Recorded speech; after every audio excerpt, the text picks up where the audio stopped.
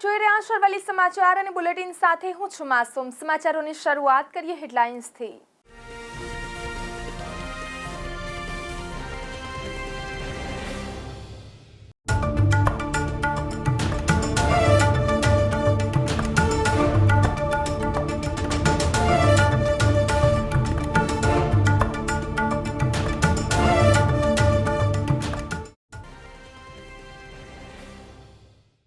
રાજસ્થાન અને મધ્યપ્રદેશ નજીકના ગુજરાતના સરહદી વિસ્તારો તેમજ દક્ષિણમાં વરસાદ વધી શકે। 2-3 દિવસ અમદાવાદ સહિત રાજ્યમાં ઝાપટાથી 1 ઇંચ વરસાદ નોંધાઈ શકે। ટ્રમ્પના ટેરિફના અમલ સાથે જ સુરતના હીરા બજારમાં ખરીદ વેચાણ ઠપ, વેપારીઓ સોદા કરવાથી અડઘા રહ્યા।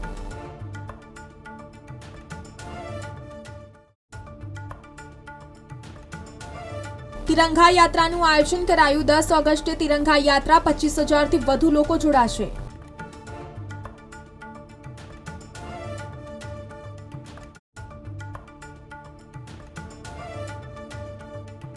અગ્નિવીર ભરતી રેલી। ગુજરાતમાં 23મી ઓગસ્ટથી અગ્નિવીર ભરતી રેલી યોજાશે।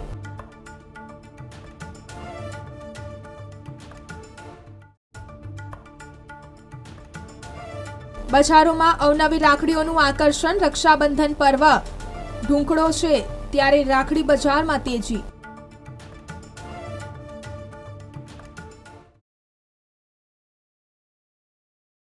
ઓગસ્ટના અંતમાં સામાન્ય વરસાદ રહે તેવી સંભાવના હવામાન વિભાગ દ્વારા વ્યક્ત કરવામાં આવી છે, જેથી ઓગસ્ટમાં ઝરમરી વરસાદ વચ્ચે સામાન્ય ઝાપટા પડવાની વકી હોવાથી 20% વરસાદ થવાની સંભાવના છે, જેને લઈને ખેડૂતોએ ચોમાસુ પાકની માવજત માટે બીજા અને ત્રીજા પિયતની જરૂરિયાત ઊભી થશે, જેથી પિયતના પાણી વ્યવસ્થા અગાઉ કરવા જણાવ્યું છે।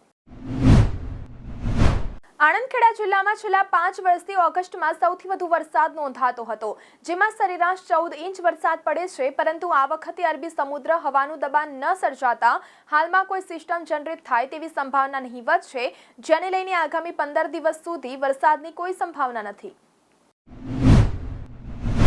છૂટાછવાયા વરસાદી ઝાપટા સ્વરૂપે 3 ઇંચથી આસપાસ વરસાદ થવાની વકી છે, જેથી આગામી દિવસો ચોમાસુ પાક જેવા ડાંગર, બાજરી, કઠોળ સહિત તમાકુ, ધરું, વાડિયા અને પિયતની ખાસ જરૂરિયાત ઊભી થશે।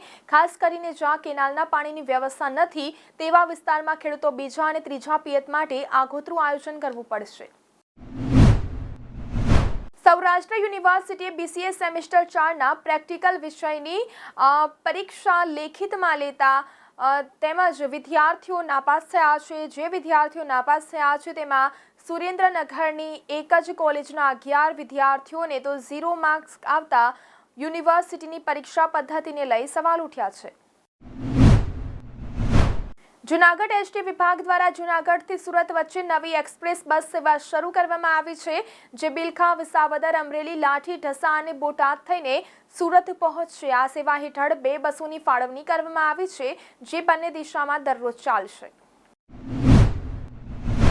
ઓગસ્ટનું પ્રથમ અઠવાડિયું પૂરું થવા આવ્યું છે। બીજી તરફ વરસાદની ખેંચ છે। આવા સારા સમાચાર એ છે કે બંગાળની ખાડી અને અરબ ફરીથી સક્રિય થઈ રહ્યા છે। અરબ સાગરમાં એક સિસ્ટમ બની હતી, જેને કારણે નૈઋત્યના ચોમાસાની શરૂઆત થઈ હતી। તે સમયે વરસાદનો પ્રથમ રાઉન્ડ બન્યો હતો। બીજી તરફ વાત કરીએ તો દિવસ દરમિયાન ગરમી અને ઉકળાટ અનુભવાઈ રહ્યો છે। આ વખતે રાજ્યમાં ચોમાસું વહેલું અને ધમાકેદાર શરૂઆત સાથે બેઠું હતું, પરંતુ ગાંધીનગરમાં હજુ પણ વરસાદની ઘટ રહી છે। શ્રાવણ મહિનો અડધો પૂરો થવામાં છે, પરંતુ છેલ્લા ઘણા દિવસથી વાદળો ઘેરાવા છતાં નોંધપાત્ર વરસાદ નથી પડ્યો। ગાંધીનગરમાં હવે વરસાદી માહોલ દૂર થઈ ગયો છે, જેના કારણે અત્યારથી જ ભાદરવા જેવી ગરમીનો અનુભવ થઈ રહ્યો છે। વાદળો હટતા જ અને ભેજનું પ્રમાણ ઘટવાથી દિવસ અને રાત્રિ બંનેના તાપમાનમાં નોંધપાત્ર વધારો થયો છે। શહેરમાં દિવસના તાપમાનમાં 1.8 ડિગ્રીનો વધારો થયો હતો।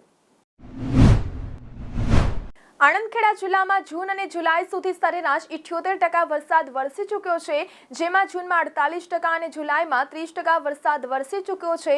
છેલ્લા 3 વર્ષ વરસાદની પેટર્ન પર નજર કરીએ તો ઓગસ્ટમાં સરેરાશ 45% વરસાદ ચરોતરમાં પડે છે। હાલમાં અરબી સમુદ્ર સહિત બંગાળની ખાડીમાં એક પણ સિસ્ટમ સક્રિય નથી। ગાંધીનગરમાં મહત્તમ તાપમાન 32 ડિગ્રીથી વધીને 33.8 ડિગ્રીએ પહોંચ્યું હતું, બીજી તરફ લઘુત્તમ તાપમાન પણ નોંધપાત્ર રીતે વધ્યું છે. તેમાં 1.5 ડિગ્રીનો વધારો થઈને 26 ડિગ્રી જેટલું નોંધાયું હતું. ભેજના પ્રમાણમાં ઘટાડો થતાં રાત્રિના સમયે પણ ઉકળાટનો અનુભવ નગરજનો કરી રહ્યા છે. છેલ્લા કેટલાક દિવસથી વરસાદી માહોલ પણ દૂર થઈ ગયો છે. વરસાદે વિરામ લેતા ઉકળાટનો સામનો નગરજનોને કરવો પડી રહ્યો છે. ગુરુવારે દિવસ દરમિયાન વાતાવરણમાં ફેરફાર થતા અને વાદળો હટવાને કારણે ગરમીનું પ્રમાણ વધ્યું છે. સતત દરિયાઈ પટ્ટી હવાનું દબાણ ઓછું રહેતા આગામી 15 દિવસ સુધી નવી સિસ્ટમ જનરેટ થાય તેવી સંભાવના નહીવત છે, જેથી આગામી 15 દિવસ સુધી ભારે વરસાદની કોઈ સંભાવના નથી. આ અખાડા દરમિયાન છૂટાછવાયા સામાન્ય વરસાદ પડવાની સંભાવના છે. તો આ સાથે બુલેટિનમાં અત્યારે બસ આટલું જ.